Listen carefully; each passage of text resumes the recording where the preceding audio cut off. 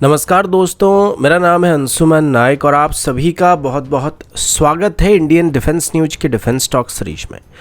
जहां पर हम रोज नए नए डिफेंस अपडेट्स के बारे में बात करते हैं। तो चलिए देर न करते हुए आज की वीडियो शुरू करते हैं।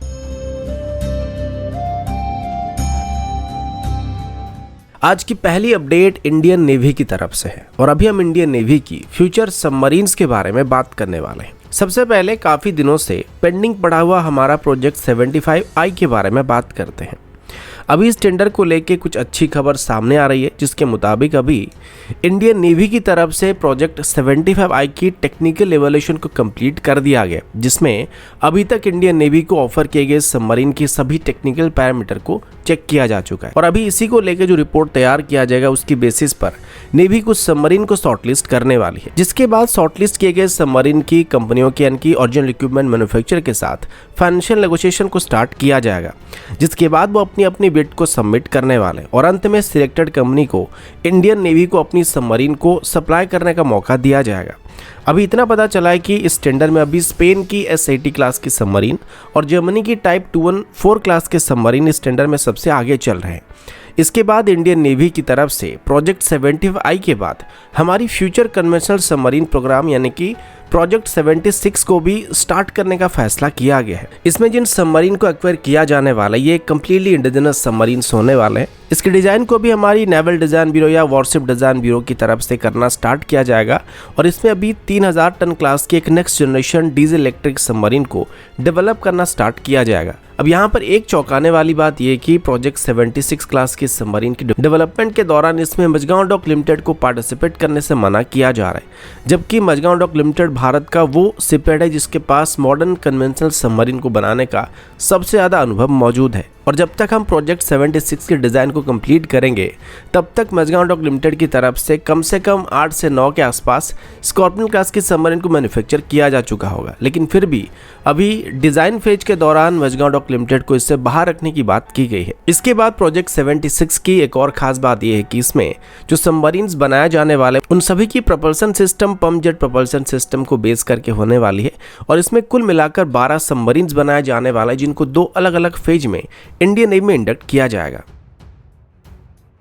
अगला update tracked self propelled artillery gun की तरफ से। रिसेंटली यूक्रेन और रशिया की लड़ाई के बाद हमें एहसास होने लगा था कि मॉडर्न वॉरफेयर में टोड आर्टिलरी गन दुश्मन के लिए एक इजी टारगेट होने वाले, जिसके ऊपर वो लॉटरिंग मुनिशन से खास करके हमला कर सकते हैं, जिस वजह से अभी इंडियन आर्मी की तरफ से टोड आर्टिलरी गन के बदले सेल्फ प्रोपेल्ड और ट्रैक्ड आर्टिलरी को एक्वायर करने पर ज़्यादा इंपॉर्टेंस देना शुरू किया गया है और अभी इसी वजह से इंडियन आर्मी की तरफ से एडिशनल 100 के आसपास K9 वजर टी गन को या आर्टिलरी गन को एक्वायर करने का फैसला किया जा रहा है और इसके लिए ऑर्डर को भी प्लेस किया जाने वाला है। अब इनिशियल प्लान के मुताबिक टोटल 100 K9 गन को खरीदने का प्लान किया गया था, लेकिन बाद में इनकी ऑर्डर को 300 के आसपास इंक्रीज करने का फैसला किया गया, जिसमें से लगभग 200 गन जो होने वाले थे वो विंटर और हाई एल्टीट्यूड के लिए मॉडिफाई किए जाने वाले थे और इनको खास करके लद्दाख रीजन में ऑपरेट किया जाने वाला था। अब इसके बाद DRDO की तरफ से भी कुछ सजेशन वगैरह दिया जा रहा है, जिसमें DRDO का कहना है कि अगर आर्मी मिनिमम ऐसे 300 ट्रैक्ड आर्टिलरी गन को एक्वायर करना चाहती है और ऐसा कमिटमेंट करता है तो हम इंपोर्टेड गन को खरीदने के बदले इंडिजिनस तरीके से भी ऐसे गन को डेवलप कर सकते हैं और ATGs को बेस करके ट्रैक्ड आर्टिलरी गन को डेवलप किया जा सकता है। और पहले भी प्रोजेक्ट भीम के अंदर अर्जुन टैंक के चेसिस को बेस करके एक ट्रैक्ड आर्टिलरी गन को डेवलप करने की कोशिश किया जा रहा था, लेकिन इसमें इस्तेमाल होने वाली मेन गन जो कि अफ्रीकन ओरिजिन डनील की थी, तो उनके साथ कंपनी के साथ कुछ दिक्कत होने की वजह से उस प्रोजेक्ट को बीच में ही रोक दिया गया था। लेकिन अभी हमारे पास ATGs और धनुष जैसे आर्टिलरी गन मौजूद है, जिनको हम चाहे तो ट्रैक्ड आर्टिलरी गन के तौर पर कन्वर्ट कर सकते हैं और इससे साउथ कोरिया के ऊपर हमारा जो डिपेंडेंसी है यानी कि K9 गन्स को लेके साउथ कोरिया के ऊपर हमारा जो डिपेंडेंसी है वो काफ़ी हद तक रिड्यूस किया जा सकता है। हालांकि K9 गन्स को अभी LNT की तरफ से भारत में मैन्युफैक्चर किया जा रहा है, लेकिन फिर भी इसको लेकर अगर कोई डील को हमको साइन करना होगा तो हमको साउथ कोरिया के साथ बातचीत करना पड़ेगा। लेकिन अगर हम इंडिजिनस गन को यहाँ पे खरीदते हैं और धनुष आर्टिलरी गन को बेस करके या ATGs को बेस करके कोई ट्रैक्ड आर्टिलरी गन को DRDO डेवलप करता है तो उसके लिए हमें साउथ कोरिया के ऊपर डिपेंडेंट होना नहीं पड़ेगा। अगला अपडेट लॉइटरिंग मुनिशन को लेके। लॉइटरिंग मुनिशन आजकल मिसाइल का एक कॉस्ट इफेक्टिव सोल्यूशन बनता जा रहा है और इनको लगभग हर तरीके की प्लेटफॉर्म के साथ अभी बहुत ही आसानी के साथ इंटीग्रेट किया जा रहा है, जिस वजह से इसको अडॉप्ट करना भी किसी एग्जिस्टिंग प्लेटफॉर्म के लिए बहुत ही आसान हो जा रहा है। हम चाहे तो इनको ग्राउंड बेस्ड लॉन्चर से फायर कर सकते हैं, किसी आर्मर्ड व्हीकल से इसको लॉन्च कर सकते हैं, टैंक से लॉन्च कर सकते हैं या फिर एयरक्राफ्ट, ड्रोन्स और हेलीकॉप्टर जैसे किसी भी प्लेटफॉर्म से इसको इस्तेमाल कर सकते हैं। इसी वजह से अभी डिफेंस मिनिस्ट्री की तरफ से हमारी सभी एग्जिस्टिंग Mi-17 हेलीकॉप्टर को आर्म्ड करने के लिए एक स्पेशल लॉटरिंग मुनिशन को डेवलप करने का फैसला किया गया है।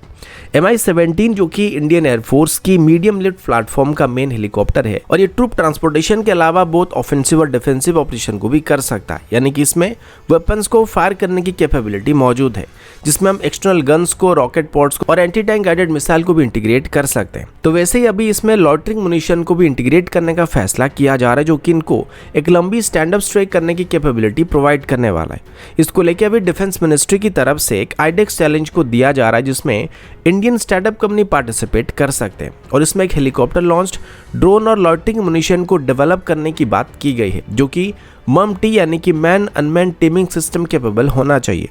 ये एक फायर एंड फॉरगेट टाइप की और मैनुअल मोड में pilot in loop capable system होना चाहिए, जिसकी स्ट्राइक रेंज करीब 40 किलोमीटर के आसपास होने वाली है और इसमें मिनिमम 50 kg तक की वॉरेट को कैरी करने की कैपेबिलिटी होना चाहिए। इसको कुछ इस तरीके से डेवलप करना चाहिए कि इसको एग्जिस्टिंग किसी भी Mi-17 हेलीकॉप्टर हम लोग बहुत ही आसानी से इंटीग्रेट कर पाएं और इसकी सर्कुलर एरर प्रोबेबल 5 मीटर से कम होना चाहिए। ये मोस्ट प्रोबेबली एक ट्यूब लॉन्च सिस्टम होने वाली है, जिसे हर तरीके की वेदर कंडीशन में ऑपरेट किया जा सकेगा और इसके अलावा इसके और भी कई सारे कंडीशन है जो कि डिफेंस मिनिस्ट्री की तरफ से रखा गया और इसको डेवलप करने के लिए कई सारे गाइडलाइन को डिफेंस मिनिस्ट्री की तरफ से इशू किया गया है, जिसको बेस करके इस सिस्टम को भी डेवलप किया जाएगा और इसको डेवलप करने में हमारे मेनली MSME कंपनी पार्टिसिपेट करने वाले हैं। तो दोस्तों अभी के लिए इतना ही, मिलता हूँ आपसे अगले वीडियो में, तब तक के लिए जय हिंद, वंदे मातरम।